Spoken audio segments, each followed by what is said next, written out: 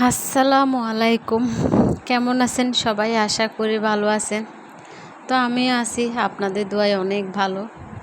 আজকে এমনভাবে শাক ভাজা করব, খেয়ে যেন পরাণটা জুড়ে দেয়। আসলে শাক ভাজা অনেক মজা। তো শাক ভাজাটা হচ্ছে আমাদের এদিকের মানুষ খায় না, চট্টগ্রামের এদিকের মানুষ ঝুল দিয়ে শাক বেশি একটু পছন্দ করে, ভাজাটা খায় না। যদিও আমি অন্যের থেকে খেয়ে খেয়ে আমার নিজেরই এখন ভাজাটা বেশি মজা লাগছে। অন্যের থেকে বলতে এখন না রে ভাই, সেই স্কুল লাইফে খেয়েছিলাম ফ্রেন্ডদের বাসায়, বান্ধবীদের বাসায় বেশিরভাগ ভাত খাওয়া হয়তো।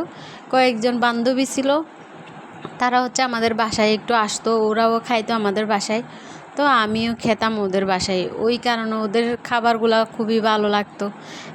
স্পেশালি কুমিল্লার ফ্রেন্ড বেশি ছিল, তো ওদের থেকে আমি খাইতাম বেশি। আমাদের বাসায় ওরা আরও বেশি খায়।